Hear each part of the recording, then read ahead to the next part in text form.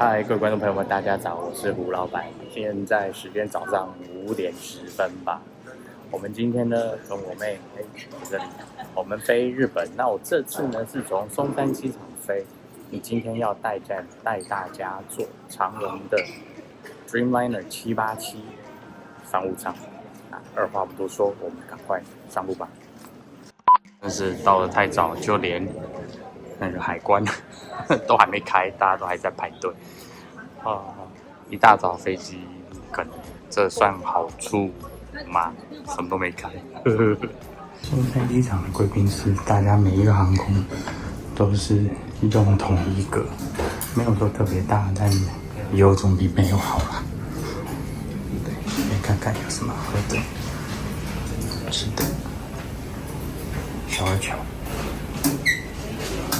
随便拿了点吃的东西，一些蛋啊、小笼包、火腿，最主要是有没有看到黑松沙士？早上喝沙士，看到就必须喝，是不是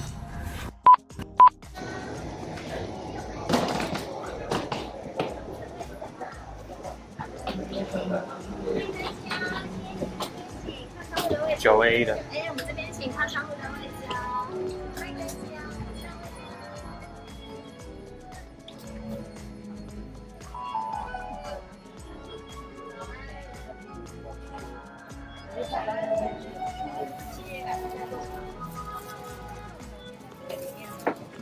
在后面。在这边。对，谢谢。好，谢谢。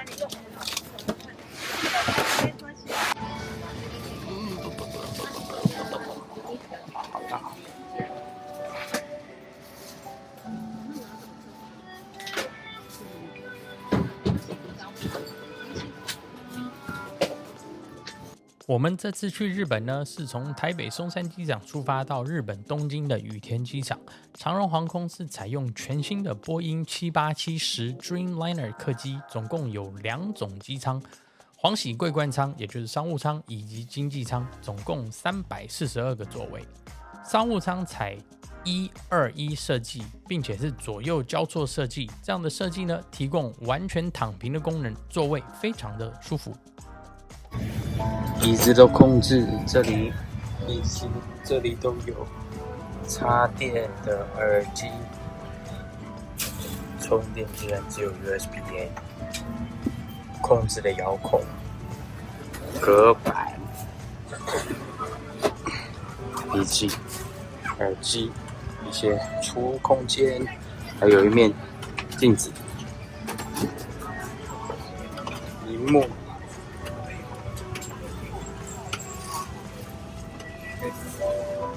然后这是电子窗户，飞机上也有 WiFi， 但是这里竟然写说只提供免费使用30分钟，哇！就算是商务舱也是这样的话，我觉得这个有点过分哦。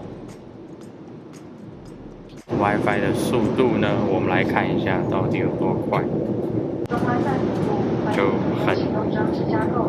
飞机上用 OK 啦，但是我觉得那个30分钟，我觉得给商务舱有点不太应该。上传速度，那就勉强用了。在荧幕上，我注意到一个蛮有趣的东西，它这里呢竟然有一个问你今天心情如何，按下来呢，问你今天心情有点想睡觉，很好，先会有挑战性，这个蛮特别紧张，觉得好奇，一上街飞。我觉得这个蛮好玩的。迪士媒体的荧幕呢算是不错啦，但是流畅性我觉得有待加强，尤其这个如果是新的机舱设计的话，我觉得这样子不给过关呢，应该要更好一点才对。大家看看评评理，这个荧幕解析度好像不是很好，这个电影看起来都有点模模糊糊的。哦，顺便来了菜单，但是我其实好像也在网络上点餐了。Anyway， 有了，先看看咯。中式料理、西式料理，对不起，先看看日式料理。西式料理、中式料理有鼎泰丰，旁边还有英文的酒单，但是大家少喝点酒。这里有个蛮特别，这个算是气氛灯吗？大家看很暗，在这里，再看，那就变亮了。再关掉，两段式。这787就是采用两段式的这个安全带，我个人不是很喜欢这种，因为说真的，这一种开车就需要，但飞机上我觉得有点约束感抗噪耳机，大家记得用的时候旁边这里有个开关哦，如果没开的话，抗噪功能就不会开启。787也是采用电子窗帘，像是在这里，基本上按了它就会变暗。我觉得它的速度还蛮快的，你看我也按，它其实已经在变，还不错。洗手间来说偏小，但还 OK 啦，基本上该有的都有。这我真的觉得是蛮小的，但还是有一个全身镜，然后以及尿布台，就是麻醉虽小，五脏俱全的概念吗？椅子躺平。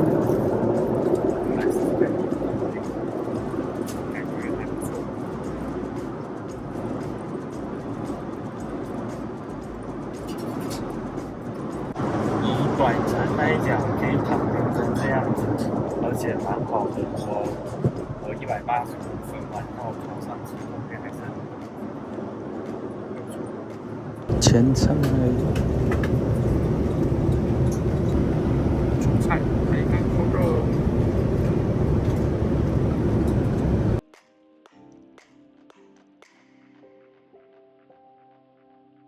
ANA 的贵宾室真人超多，不过吃的是蛮好的，但是一大早吃咖喱饭跟乌龙面都是淡水化合物。